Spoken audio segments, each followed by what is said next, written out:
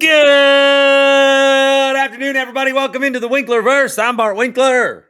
This is our weekly along with a bunch of cans being popped all over the place. Look at this. We got Grant Bills with the Diet Coke. Little DC. We got Paul Immig with the Waterloo again. Jeez. And I hate this. I'm going plastic with the DMD. Puke, the plastic, not the DMD. It's MDZ, and it's an MDZ. It's a demilitarized Mountain Dew zone. Great to be with you guys. One other thing that's bothering me, since we're on the topic of what we put into our mouths. Be careful. I'm like eating at a frantic, like I'm eating a lot. I can't stop eating. Huh. It's really pissing me off. I can't even have restraint towards food. So I'm getting chunky again. You want to see? No. More than anything, actually, yeah. All right. We'll get into it. Packers Browns. This is what a game. What an absolute, because here I am Sunday thinking about this game as it's happening. I'm like, this is boring. It was a boring game. It was. For a long, good chunk of it. It was boring. And then I thought, I'm going to do a post. I'm trying to do the post. We'll do it Sunday night too. But I'm trying to do the post. And I'm like, okay, it's going to be a boring post. And then the way they lose, not only does it feed sports radio families for the rest of the week. I mean, I have a more layup week than this around the state of Wisconsin. Sure.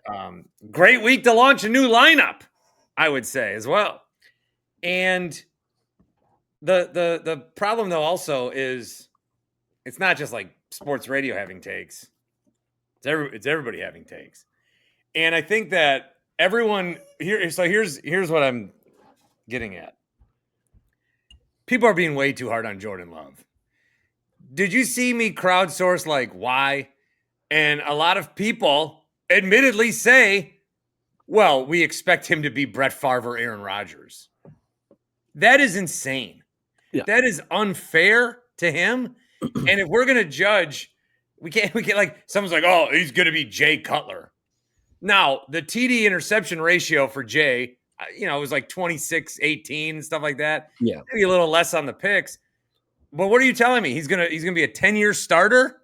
Right. 10-year. We're not gonna have to worry. Isn't that the big fear? We have to worry about the quarterback position. We're gonna have a guy for 10 years. Okay, so he's Jay Cutler. Fine. That's pissing me off. But on the other side, I'm doing the same thing, but I'm like the only one screaming about Matt LaFleur because I got a text right when they were setting up for that field goal. Like, this is going to blow up in, LaFleur's face because he's I don't know what the word was used, beta, cuck, bitch, one of them. And so I knew that it was not going to work. And I was going into that whole drive not thinking, sorry, you'll have your piece, Grant. I knew that I have a bone to pick with you. I knew that it was not going to work. All of this is happening, okay? So not so much the LaFleur stuff. That's just me. Maybe some others. But all this Jordan Love stuff and all this other stuff that's happening, all of it's happening. But if you just step back for a minute and look at what happened in this game, this was not a playoff game. This is not a game that's going to define a season. This was a week 3 game where the offensive line was banged up, bad, against a great pass rush, and they got their ass kicked. And it made Jordan Love not have time to do anything. Maybe panicked him into a throw that he shouldn't have taken. Maybe didn't allow Matt LaFleur to be a little more aggressive at the end. Like, a lot of this was because the Browns pass rush kicked the shit out of the Packers offensive line. Yeah. Same thing we've been doing for 2 weeks. If you got done to us, there's no philosophical change that needs to happen. There's nothing crazy that needs to happen. It's okay. We'll go down to Dallas and beat the Cowboys by 13 points and we'll all go on our merry way. But we're just reacting strongly. I think it's because how like jarring the loss was. Yeah. It just sort of like happened. They were winning, and then they just like didn't win. So Packers have not trailed for a second all season. Very good. I'll tell you what the topic's going to be, and we can almost get into it. But for now I'll just mention it, and it would be this was a stupid loss, but the big picture is it's still the Packers and Eagles as the two best teams in the NFC. That's That's what I think. This is a stupid loss. You're talking about some of the big reactions after the game, and the next day, Bart, I listened to your post game, so I had 20-ish hours to have reflected on it. You were like hot off the thing, and there was a 1-minute period there in your post game pod where you were like, and Josh Jacobs sucked, and this guy sucked, and that guy sucked, and then all I kept thinking, having been a day removed, but having not yet caught up on the online discourse of it all, I just kept thinking, like, again, I was not read up. I was way behind on all of the stuff. And I just kept thinking, like, wait, all I watched was an offensive line get its ass kicked. Like, no one can look good if the offensive line is getting its ass kicked. And then later that Monday, the PFF grades came out. And no matter what you think of PFF grades, it's still directional. Oh, I'm pissed at them, too. They gave that Vikings defender a 99.9. Well, you can't just give him a fucking 100. Oh, I see. That's what you're pissed about. I was saying, because you can't. Let's give him 100. You always want someone to be trying for more. But the point is like, I just left that game thinking, like, even if the Packers had won 10-0 or 10-3, it was like, wow, like, are we sure this offensive line is ready? Like, Grant can go to his tried and true Rich Bisaccia points, which are totally fair. I now go into this saying, like, can they withstand the best teams in the NFC at first, especially like the Eagles' defensive front? Do we have, is there the offensive line in place to stop that? Well, it shows all the more importance why we actually got one of those guys. Like that, this game proved to me even more like, well, thank God we have Parsons. At least we have a guy that can retaliate on the other side. But I think, like, if Ted Thompson had done the Khalil Mack trade, there was obviously plenty more moves that could have been made throughout the prime of Aaron Rodgers' career. But the thought process was always, well, hey, if we have one of the two best quarterbacks in the league, we have to over-index there. We have to be really, really strong there. And if our defense can just be like passable and not bad, if our special teams can't be 32nd ranked, which it consistently was, unfortunately, for the franchise, then that's how we have to be built. I'm sure if you ask the Packers front office, you have a top 5 NFL quarterback, they would say, and thus we have to have, like, if you're Brian Gutekunst and you're answering that question, that's why we have to have a strong defense. That's why we have to be better on special teams. We can't have the kind of gaps that we had on the block kick. So we've said this last week, Bart, when they were 2-0 and feeling good. I think LaFleur is above average as an NFL head coach, but I wouldn't go stronger than that. I like Jordan Love as a quarterback more than I like Matt LaFleur as a head coach. Not by a lot, but by enough. But I left that game with, like, an offensive line challenge, and I was angered. The only thing that really, truly bothered me, and Grant, I know we've been all texting about this, and I've been saving to say this, the only thing that really bothered me You've been saving yourself for us? Always, every week, was his admission right away after, like, we shouldn't have played Zach Tom. We can't make that kind of mistake.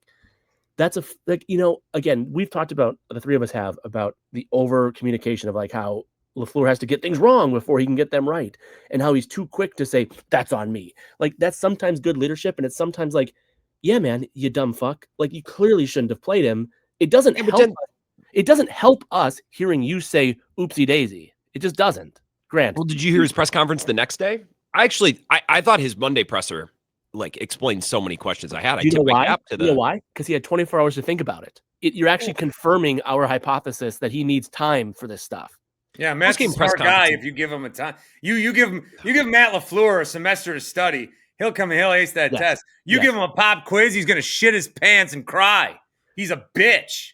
Post-game press conferences are such a waste.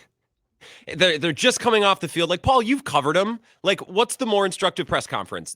10 minutes after the conclusion of a game, or the next day when you've had an opportunity to organize your questions? Why do we need post-game press conferences? See, but here's what I would say about that. Grant, I So know. can you take back the fact that you yelled at me over that? Like, he explained the Tom thing pretty well on Monday. He's like, we knew medically that it was okay. He didn't suffer a setback, is what we were told. We couldn't simulate what he would actually go through in a game, and we very quickly realized that while maybe medically he was okay, what he would need to do in an actual game, we quickly realized. They still got it wrong, but at least now I'm like, okay, I see your thought process. Like, I understand how you arrived to playing Zach Tom on Sunday. But I'll tell you why I don't like that, and why I think the post-game press conference can be instructive, and why, while the substance of the post-game press conference isn't as substantive as the next day one, it's, for me, it tells me what type of person is running my organization when things are hot, when things are recent. And I think it goes to what Bart has said many times about LaFleur, and what I mean, I think my only concern with him is he is an emotionally fiery, charged person, right? When people get like that, some people can do it and still think level-headedly. Some can't. Like me. Totally like you. Perfect example. But Grant, that would be my only rebuttal to your rebuttal, is like, even though if he didn't give like substantive answer about Zach Tom, the fact that he comes in and talks about, those, this was a great crowd. Oh, this was kind of too many Lions jerseys. Well, that annoys the shit out of me.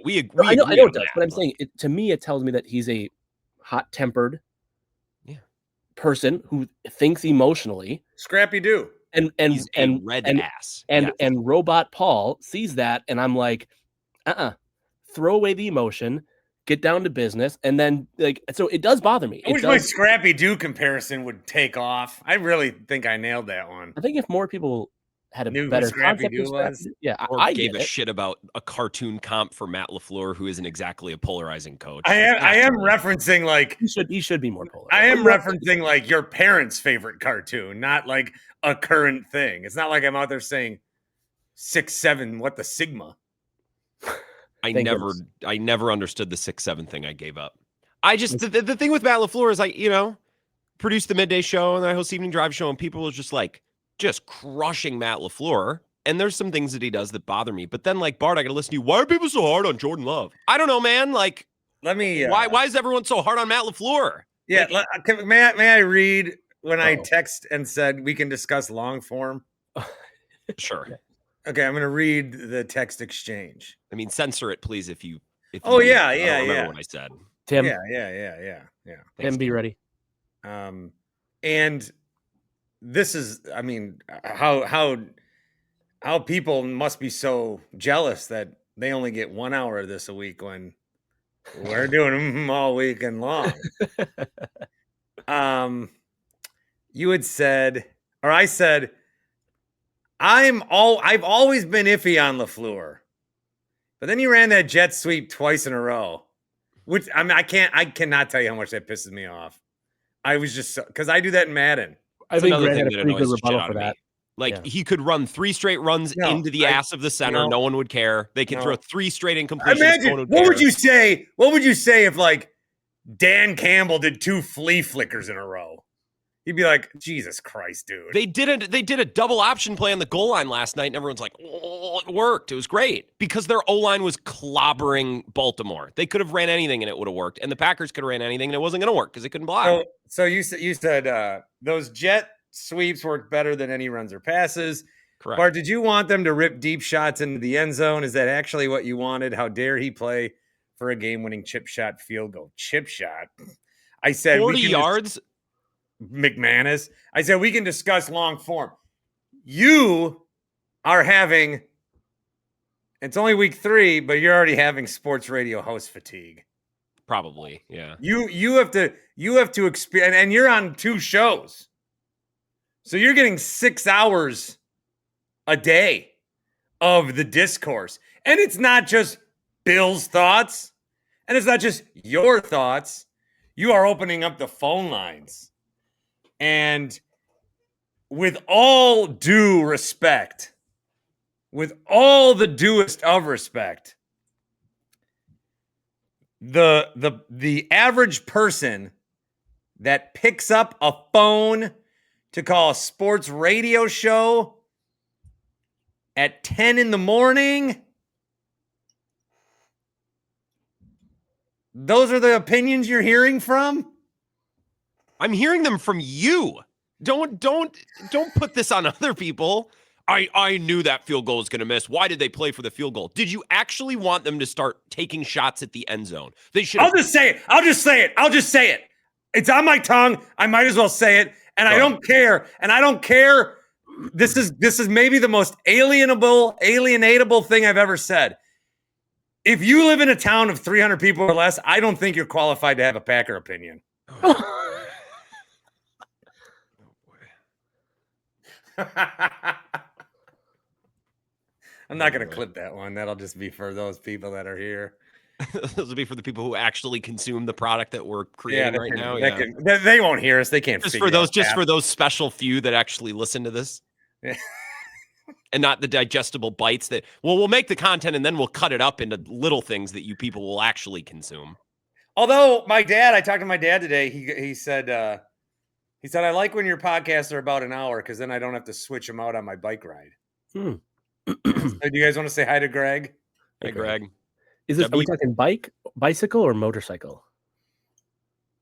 You think I have a dad that rides a motorcycle? No, I just think it's funny because Grant, I'm sure in the midday you hear bike ride and it means something different. Bill does both though. Like he does, he's oh yeah, he goes out for bike ride as a workout. I did not think you had a Greg, I assumed you didn't have a motorcycle. I don't know. So, dynamic of like constantly aiming for approval that you kind of never seem to find. It would make sense if your dad was a motorcyclist because you are not that. And that would kind of explain. It would explain. Paul, when I did the post game the other day, Sunday was like the most attached to me that my kid's ever been. Like, it was great. Could he tell you were going through something after the loss? Well, just this whole. But so I come down here and I'm done because I'm in the basement, and the stairs are over there. And I come down here. Is that where you are? Yeah. Who knew? You thought I was in my guest suite, my ensuite. Thought this was your kitchen. So I start to walk upstairs and he's standing there. And I go, what are you, Michael Myers at the top of the steps? I go, what are you doing? And he's like, I was listening. And then I guess he was on there's a stairs down by the back door. You can like sit. I guess he was like listening, sitting there for like a half hour. Oh, wow. And then I brought the computer up and I was detached, but the screen was still on. And he looked and he was like, am I on? Are we on? Oh, wow. So like, I almost think he wants to be on the show, but I can't do it. I will not do it. Oh, He's not a problem. That I will not use him as a prop. Could you treat him as if he was like a Pablo Torre source and like alter his voice and image? I think the Packers really blew it. Now, he wasn't that bothered by the loss because the Panthers won. They're his second favorite team. Great logo. Yeah, the logo. It was the Dolphins, and we even bought a Dolphins magnet at a store once, which still hangs on our fridge. But now the Dolphins are his least favorite team. Not in all sports, though. His least favorite team is actually the Mets because he watched the game where the Mets beat the Brewers. Smart kid. Yeah. This segue would have made more sense 4 minutes ago, but Grant, the question I want to ask you specifically, because as I wrote down here, I know Bart's answer. So top left corner, anti-LaFleur. Top right corner, I think pro LaFleur, at the very least, not anti-LaFleur. That's you, Grant. If the Packers lose prior to the Super Bowl, Matt LaFleur should lose his job. Mm-hmm. Or mm-mm. Mm-mm. Your scowl tells me like that's an insane question. No. That is kind of insane. Well, may I? This team hasn't been to a Super Bowl in 15 years, and they're starting Jordan Love, who a lot of people like, but it's not like they got Lamar or Josh Allen. The only thing I'll say before I turn it over to Bart is like, I think the three of us as head coach, offensive coordinator, and defensive coordinator could take this roster to 10-7. No, not with your nerd skills. Oh, my nerd skills, you will adore them as we're under the fire of a season. You're gonna be knocking on my door for info. Okay, go ahead, Bart. I'm gonna coach the Packers and we're gonna win a game 35-17. And then I'm gonna get to the podium and I'm gonna go, good win. Some jackass in section 106 stood up and left in the third quarter, and he didn't come back. If you're going to come to these games, you got to stay for these games. I understand leaving a little early for traffic in the fourth quarter, but if you're not even going to be in the fourth quarter, when I sat here after the Eagles loss in the playoffs, I was kind of unbothered just because I didn't feel like they were going to do anything. Sure. But I did say then, next year you don't get this. You don't get this buffer. You don't get this. Jordan Love doesn't get to throw 3 interceptions in the playoff game, or you're either of them. Big either of them. Okay. Yeah. Either of them. Jordan Love, Matt LaFleur, any of it. This is a team that I do think they have to get to the NFC Championship. Now, if they don't, then what? Like, then they get fired? No. You're not, But then, like next year, it's do or die. It's make or break. But here, can I add to that real quick? But the thing is, as Ed Policy commented on, they won't go into a lame duck season, which means at the end of this season, you either have to extend LaFleur or fire him with 1 year left, because as Ed Policy said is his policy, that he's not going to have him go into a lame duck season. Intentionally bad. Shut up. That took a sec for it to land for me. Sorry. That's funny. I was trying to really lean into how dumb it was. It's different than how the previous team president used to do it when he followed Murphy's Law. So that's why I think what you're saying, though, about there's a decision after this season. I can't think of one for Bob Harlan. It's extend or fire. Those are your two choices. So when I say like he should lose his job, again, if they don't make the Super Bowl, I'm not saying win it, but get to it, or at least like maybe you'd say Ed Policy must have some sort of idea in his head that like if we are a wild card and out team, fired. If we get and obviously you don't want to be too outcome based. You still want to say like the process was really good. Yeah, but Parsons and Love missed 7 games. Like, like there's asterisks that you can put there to say, obviously. No. There's asterisk that you can put there to say, like, okay, that's different because the following major injuries happened. But if it's like a healthy season, again, there is a point in either January or February where Ed Policy is going to have to either extend or fire. And I wonder where that line is for you, Grant, more than, yeah. What if it's a wild card round game? Packers are the 2 seed. They lose exactly like they lost to Cleveland. His ass got to go.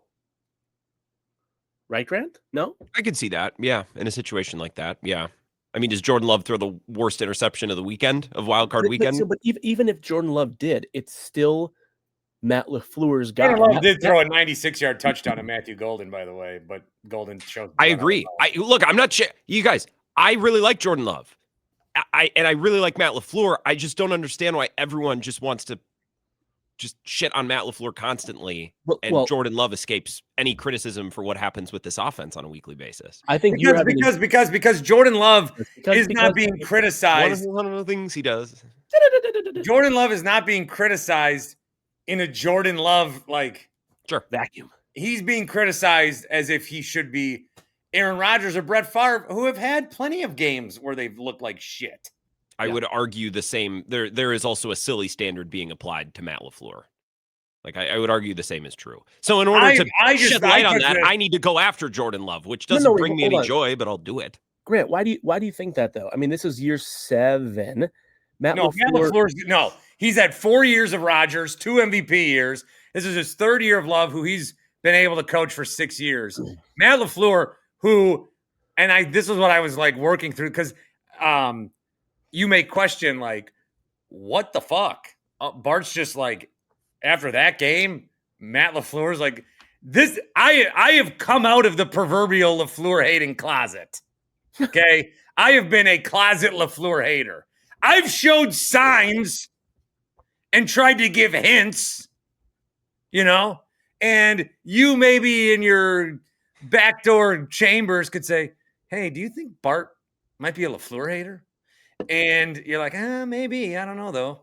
He's he still seems to show up for games. I am a Matt LaFleur hater. I don't like him. I don't like him. I'm sorry. I don't. I think that he is I think that he has not met his standards as a coach, and like I don't. The same way that I don't like Brian Dable is how I would feel if I was a different fan of a team watching the Packers. I'd be like, what is with why is he always bitching about the crowd? Why is he always like looking like he's on tears? You know those AI Facebooks where Matt LaFleur is like crying because he adopted a dog? They don't need to AI LaFleur in that. That's how he looks. Brian Dable's won like Matt LaFleur's won like 20x the amount of games. Brian Dable's been a shit head coach. Grant, I have to ask you this question then. In Matt LaFleur's 7 seasons, he has exceeded expectations. Or mm-mm. Well, interesting question, because remember when he was hired, he was the last candidate standing. Yeah. If he said no, Murphy's has to coach. Yeah, they didn't know. Whole new round. I feel like they probably would have found someone to coach an NFL team, but they would have had to call Jim Caldwell for a third interview, and he'd be like, "Wait, I already did this," and he'd be like, "No, now we're actually interested. We were just remember around before." Murphy really wanted that Northwestern coach. That was the problem. Yeah. I would have bet against Aaron Rodgers winning 2 MVPs if you had asked me in 2018. After the first month of Jordan Love starting, I would have bet against Jordan Love being any good at all. Certainly about making the playoffs multiple times and performing really well in certain playoff games. Not in all, but in certain ones. They haven't won a Super Bowl. They haven't been to a Super Bowl. They haven't been to it. They haven't been to a Super Bowl. Packers have a top 5 roster. This is what comes with the job description. When you have a top 5 roster, this is the deal. Like, it's one thing to be like, oh, is Brian Callahan on the hot seat? Is Mike McDaniel on the hot seat? If you are, Sean McDermott should be on the hot seat. John Harbaugh should be. I agree, because Josh Allen's fucking awesome. Jordan Love is pretty good. Why are you just looking at the quarterback? Yeah, but if you're going to look at Jordan Love for being a quarterback and say, oh, that's your job, you need to be Aaron Rodgers or Brett Favre. Why do we look at Matt LaFleur and be like, no, you don't need to be Vince Lombardi. Go ahead and be Dan Devine. Go ahead and be Forrest Gregg. Go ahead and be Lindy Infante. No, you're the head coach of the GD Green Bay Packers. Grant, answer the question. Figure it out. When did the Packers' job, by the way, become like radio producer in a big market where it's just on the job training, first job? I used to think that in Milwaukee, it was like, why are we hiring kids just so this is their first job? They should like get small market experience. We're doing the same thing in New York. You know how many 22-year-olds are running around that building? First job? Come on. We're giving Matt LaFleur. No, I want experienced coaches. So you wanted Jim Caldwell, the name that you were literally just mocking in your hypothetical rant about their hiring process. I would fire LaFleur today and hire Mike Gundy. Well, this is a fun podcast. Paul, I'd say he has exceeded expectations from what I would have guessed when they hired him and watched that introductory press conference. Yeah, I think so. He's exceeded your expectations. It doesn't mean he's blown the doors off my expectations. I probably would have bet on whatever, something less than what we've gotten so far. I'm on the verge of like, has he even met expectations? Jesus fucking Christ. No, great. If you inherit the quarterback that you inherit, who was playing like 4 years of Aaron Rodgers, and you get those 2 of MVP. Who you hated, you wanted to get rid of. You couldn't wait to get rid of that guy. Yeah, because he sucked. So Grant, if I can co-host with you from 4 to 6 today, here's what I would like. Would you like to? It would make my life significantly easier if you're free. Honestly, like I'm kind of jazzed for it now. Let's do it. Okay. What I would want to outsource to your listeners is Matt LaFleur has exceeded expectations, met expectations, or underperformed of expectations to you, Packers fan. It's a good topic. Go on the show. Are you going to go on the show? You can't just go on the show. I would say met to slightly surpass expectations. That would be my opinion. If you're looking at that first press conference that Murphy hijacked, like I'm hijacking. Remember when he said shit? It snuck out on all the Packers radio network stations. He said shit. Oh my god, that was iconic moment of that Packer. I'll never forget it. So funny. And by the way, these are things that I would have said before this Cleveland loss. By the way, this isn't like. And I think you're deranged. I think you're all overreaction. crazy. I do think when you inherit. Why is this happening? Why are you and me the complete opposite? Like the way I feel about Love is the way you're feeling about LaFleur. I think you like Love more than I like. No, Love. me and Grant. Oh, I like both of them. I just think we're judging one on a standard that's not being applied to the other. All right. I probably like Love the most of us three. Yes, you do. I've seen it. Yeah, he's done it. He's also done it. He's done it. He's done it now. And Matt LaFleur hasn't done it. What is it? Winning one playoff game and then crashing and burning in the next. Matt LaFleur's done that a bunch of times. I've seen Jordan Love make the throws, make the plays, have the moments where you're like, that's a franchise quarterback. When's Matt LaFleur coached us to a victory? When have you walked away and said, that's Matt LaFleur right there? He did it 3 times last year with Malik Willis, I thought. That was actually his good answer. I was quizzing you. Well done. I only care that much about the Malik Willis thing. Like, I want you to be able to do it with your main guys. So, like, I'm not going to. So why won't he? Why doesn't he trust Jordan Love? I think that's a fair. I still think that's is Jordan Love untrustable, or is Matt LaFleur an idiot? He threw the worst pick of the year at the worst time in the game on a play that Matt LaFleur called. Grant, Jesus Christ. But hold on. But this goes back to what we said 25 minutes ago, which is after a day in which Jordan Love's offensive line and Matt LaFleur's offensive line, to be fair, got its ass handed to it. No, you know what? Do you know who's getting away scot-free here? Josh Jacobs. Yes. No. He sucked ass. So hold on. And he fumbled. And if there was a camera on the ball, they would have given it to the Brown. Did you? No. But they should have kept ripping shots at the end zone. In that situation, it's like, you know what we need to do is be more aggressive and not just play for a 40-yard field goal. Sorry. Did you see the stat that Josh Jacobs has the worst in the league of yards below expected? I know this is like a nerd stat, but like you can go into it. You can say, "Here's what." I love Jacobs, but he's bad every other year, and this is his odd year. No, but so Josh Jacobs has, if you believe in this statistic, which I do, he's having a bad start, which Cleveland's game was the worst of the 3 for Josh Jacobs. It's a top 5 defensive front in the league against a patchwork offensive line. When Rasheed Walker was on the bench getting his face mask fixed, that was their last 5. Like they were out. And literally, I don't remember that was literally their last 5. They had nobody left. And a couple of them were playing out of position.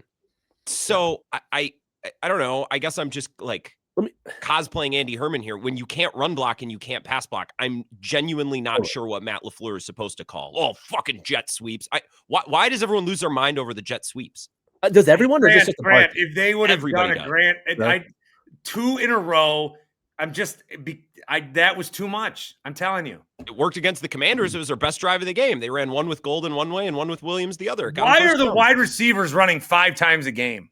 Because they're blocked. Because the perimeter blockers are blocking better than the O-line. Dobbs and Wicks and Kraft now, are whose all fault blocking is it that better. The O-line sucks? They're all hurt. Brian Gutekunst can sign Aaron Banks, who's damaged goods. He can't stay on the field. He was out all of training camp. So Goody basically, I traded for Micah Parsons. Yeah, you know what that's like? That's like saving your marriage with a brand new car when you've let the rest of the shit fall away because you're fucking signing Nate Hobbs. We haven't seen him yet. Nate Hobbs has been good. He's been very good the last 2 games. I don't watch when they're on defense. I'm questioning whether you watch it all. I don't know what you're seeing. I just watch Red Zone. I think you're mad about LaFleur because your football team lost on Sunday and you need someone to yell at. And I'm telling you, you should just yell at Rich Bisaccia like me. Right. And they were offsides on that field goal anyway. Can you imagine had that field goal missed and then they got another kick and it goes in? Oh, my God. All right. Unplanned question that I want to ask you guys. Whatever happened to Jim Bates? Why didn't he become the head coach? Rank these 3. Brian Gutekunst as a GM, Jordan Love as a quarterback, Matt LaFleur as a head coach. Oh, my Christ. Compared to their peers, right? So Brian Gutekunst is a better GM than his peers compared to how Love is of quarterbacks compared to LaFleur as a head coach. I can give you my first. Please. Wait, everyone think in their head. Think in your head. Do you all have your 3? Do you have your order? I think I have mine. Okay, everyone say their number 3 guy. On the count of 3? 1, 2, 3. LaFleur. LaFleur. He said Love? I said Love. He said Love. I said LaFleur. Okay. Number 2. 1, 2, 3. Love. Love. Yeah. Who did you say? Goody. I said, so you're putting LaFleur is the best? I think, yeah. I would put Goody and LaFleur, I think, are interchangeable. All right. Grant, we're 35 minutes in. Can you just reveal to the audience that you're just doing a bit? This whole thing's a bit? I think Goody and LaFleur are very similar in that they're one of the best, but there's probably 3 or 4 or 5 who are a little bit better, but that's about it. You think there's only 3, 4, or 5 better NFL head coaches right now? That I would take with a bullet over LaFleur? Yeah. Who are they? McVay. Reed, O'Connell. I'd take when Kevin O'Connell wins a playoff game, someone please alert me that he's won a playoff game. Please just let me know, and then maybe I'll.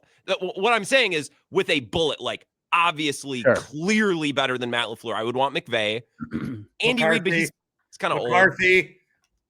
Don't say Mike McCarthy. No. Now you could make an argument for 4 or 5 other guys, but like I think that's the company that LaFleur is in, and I think that's the company that Goody's in too. Like there's 2 or 3 or 4 right above him. Love, I think there's probably like 7, 8, 9. Yeah, so it's close. Like they're all relatively close to each other compared to their peers. Which but is I think Love is. I think Love would be slightly beneath. I think LaFleur is ranked a little bit higher compared to his peers than Love would be at this moment in time. I don't think that's crazy. I don't think any of them stink. Yeah, are any of them not in the top 10 of their respective area? I don't think so. No, I think they're all in the top 10. By the way, this reinforces, though, Grant, if we agree that they have a top, for sure, 10 GM, a for sure top 10 head coach, and a for sure top 10 starting quarterback, you have to get to the Super Bowl. Yeah, well, and I think they're DC. I think Jeff Halfley, I don't know where he would rank, but I think he's up there too. He might rank higher than any of them right now. People love Jeff Halfley. Yeah. And I mean, again, he has a lot of talent to work with, which helps a guy look good. But yeah, I don't know. Okay, interesting conversation. Paul, anything else? And Styles announced for Crown Jewel Perth. I saw it. It's just with no build other than Cena tweeting. I don't really want to talk. It's just a bad product. Bad product. The event will start at 7 a.m. Wisconsin time. Perfect. Right when I want on an ESPN app no one can get. Do you guys know that Perth is the city on planet Earth that's geographically farthest away from Chicago? I saw that on the internet the other day. I thought that was interesting. I did not. Wow. I just found it compelling. Not everything has to be super important. Just sometimes we can just learn fun things. Yeah, I'm all for it. All right, the one we're going to end on. I would do 5 hours on this, but missionary. It's got. If you're not bringing this up, then I don't even know you. Yeah, the automatic ball strike zone is official for the 2026 season. About fucking time. Or well, it's only on challenges. So you get 2 challenges per game per team. If you get one right, you keep it. You have 2 basically missed challenges per game until you're out of said challenges. So let me tell you what I hate about it. This is perfectly on the heels for those who watched last night's Brewers game, where you had one of the worst umpire performances of the year, metrically speaking. Like that, the crowd, the umpire Twitter one for people who follow it, right? But like, if your eyes didn't deceive you, it was one of the worst umpired home plate games of the season, and so it's perfectly on the heels of that. So let me tell you, my answer is very pro automated ball strike zone. Let me tell you what I hate about the automatic balls and strikes challenge system is that one of the core principles of baseball is you cannot argue balls and strikes. You're not arguing, but also, now you can't. Now you just can. You're not arguing anything. You're tapping your helmet. But you can't. But now you can. The principal thing. People have been getting ejected for this forever. But it's a stupid principle. So fix the stupid principle. Fine, you win 1-0 ball. But what I like about it is when they did in the All-Star game, it went smooth. When I've seen it in minor leagues, it's gone smooth. What I like about it is you got to make a decision right away. Yeah. Like the player and this is going to create now so many more, like, you're going to see a guy who's in a slump and he's going to get caught and it's going to be the first inning. He's going to be like, and you're going to be like, what the fuck, Ortiz? We don't Totally. need you using that here. I love that. That's fun. Jackass. Yes. And then someone's going to use it in the 7th and they're going to be like, no, we need that. And then it's going to happen in the 9th where you're going to want to challenge. Yes. It's a whole nother thing that just. And I look forward to like the Pat Murphy quotes of where he says, you know, I told Joey just he's not allowed to fucking do that anymore. You know, like, yeah, Joey's not allowed to. He knows he's not allowed to challenge another call the rest of the season. And you'll find out in like June, somebody on some team will be like, yeah, I don't know. I mean, they told me back in spring training that they won't let me. I can't do it. So, and they'll be like, what do you mean? They told me I can never challenge a pitch. They told me that. And then that's going to be a whole thing. The thing I always say, and then Grant, I want to hear your thoughts, is NBA players argue every call always, and it's terrible. It's just right. Grant's mimicking, for those just listening, like so stupid. You should get thrown out of a game for doing that. Right. Like, okay, cool. You want to keep doing that? Like, like an NBA player's accuracy is like 8%. It's terrible.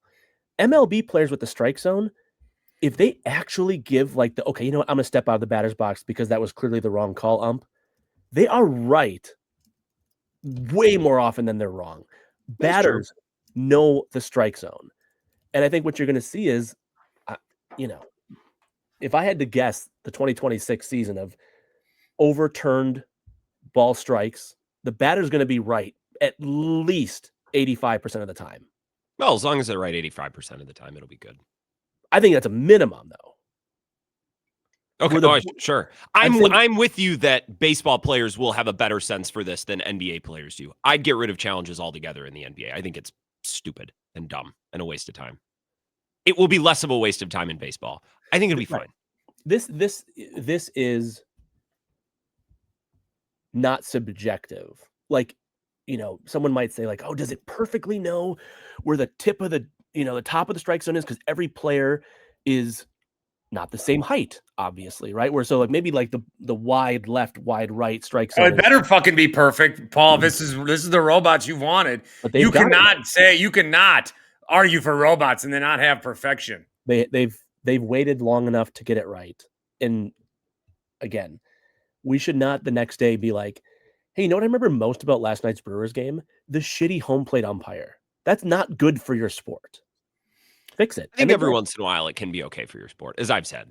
But I'm giving you my piece of thing that you would want. If you were the commissioner of the sport, you wouldn't be like, hey, I'm really stoked about that. We got a lot of coverage. Well, it's fine. It's another slow drip into being taken over by machines where the human element of our human existence is being not just diminished, but also sowed to the highest bidder. And I fear for the future generations who will be like, Daddy, what's a feeling? What was it like to breathe? You see, we're replacing trees with algae tanks now. I did not. You see, we're replacing common sense with rage bait. I think it'll be fine, Paul. It will not fix everything. And I've told you this, the one reason I don't like it is it's going to be a huge moment in the bottom of the 8th, and the pitcher's going to throw a pitch that's called one way or the other, and the ball is 90% called correctly, and the stadium erupts, but wait, and we've already got that in football. Like, I don't want the touchdown call to be like, and we'll see. And there are no flags. I don't like that. But on the level, it will be additive. It will not be perfect, but it will be additive. I'd like to end with a plea to those that I can reach and touch today. Oh, boy. I would implore you to rediscover a third space in your life. You have your home. You have your work. I would implore you to find a community gathering space. Maybe it's your local watering hole. Maybe it's a park. But the third space, once the third space in our lives became the social media, internet, society is only going to continue to eat itself from within. I would implore you to do that. Also, I would implore you to start taking steps to Re-analog your life. Okay? I know that's dumb. We're coming to you, but I've reinstalled a VCR in our living room because I want to put a tape in to watch a movie and not be like, is this one on Hulu or is this one on Amazon Prime? Which of the streaming apps is Maid of Honor on this time? Re-analog your life. And I'll tell you something else that's going on. I like to go out for walks. The internet, the 5G, it's getting slower. Oh, It's getting slower. It's getting harder to use Hmm. because they're conditioning us that they're going to take it away from us. Oh, Yeah. but then we'll all just do Starlink. All right. Why do you ever leave your phone at home when you're on a walk? I take my phone because I like listening to stuff in my AirPods, but leave it at home. I go through all my like apps and emails. When you're on your walk, Yeah, dude, I run into a lot of people. I don't think that's the point of a walk. I do not see a lot of people coming, and it's they Or while look you're at me. driving, so you've shared Oh yeah, I stopped doing that. for now. All right, Hey, boys. Real quick, is the leading national topic tonight Jackson Dart and the mistake the Giants are making? I think Russell Wilson's made it to the point where they don't have a choice. You don't want to, but I mean, do you really want to sacrifice Jackson Dart to like a week 4 start? Maybe he's going to be good. This isn't even a Jackson Dart comment. It's a comment of my thing, as I've said last week and previous. If you should draft your quarterback and sit his ass for a year or two. Preferably Yeah, but two. you can't do that But if you don't have a guy he can sit behind. You know what's so funny? They signed 2 guys so that he could do that. And Packers fans, this is a privilege that we have. We have many privileges that we can lord over other fan bases. I'm not a fan. I'm an owner, which I say tongue in cheek, but then people get mad. And I'm like, well, now I'm going to lean into it. One thing that we should also lord over other fan bases is like, none of you fuckers can pull this off. Everybody takes a quarterback. We're going to sit him probably for the full year. Bitch, you're going to start him before October 1. Like, no, none of these teams can do it. They don't have the stomach. They don't have the patience. My team does. The foresight and the planning. So I like watching all these other teams with Drake May last year. We'll probably sit him the whole year. Bitch, he was in there week 4. Like you're not sitting him the entire year, even though he probably should. But I mean, the So that point makes is me like feel good. when you make this decision as a franchise, like if you could go back to April's draft when they are getting ready to make the Jackson Dart selection, if I was the owner, I would say, listen, what is the strategy here? Is there a chance you start him by week 4? Could he win the job in training camp and start week 1? And if they look at me and they say like, well, no, like he's sitting for a year, you just have to commit to that. Like if you're starting Jackson Dart because you want to save your season, Bart, it goes back to your thing of like, is Jackson Dart starting so that Dable and the GM can save their jobs? Yes. And the answer is Yes. obviously yes. They're trying to save their season. To save their season, they save their jobs. Embrace being bad. Let the quarterback learn off the field so he can get his. And again, maybe he's Jaden Daniels this weekend, right out of the gate. It's possible. More than likely, you're ruining him so that you can Don't try you to love save, Dable so that you bringing can try to Dart save in? an already lost season. Sorry, what were you saying? He's bringing Dart in on Sunday night at home, knowing that when Russ comes back on the field, he's just going to get booed out of the fucking gym. What an idiot.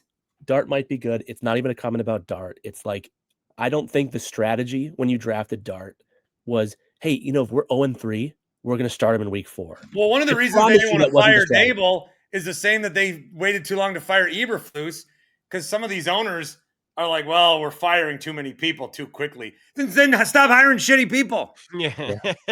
Yeah. Or, Right. Hire a or at good least- one. Or at least don't let those people make franchise-altering big decisions with the goal being their own selfish interests. Anyway. It's a good podcast. Good Yeah, long tell your form friends. discussion. Tell your friends.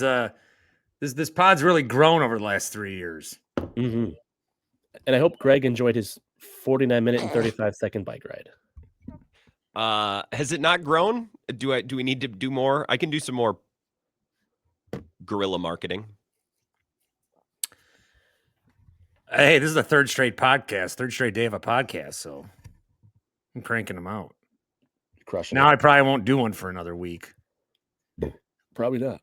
No, I'll do it with Horvat this week. Yeah. Oh, yeah. All right. I bid you adieu. Damn.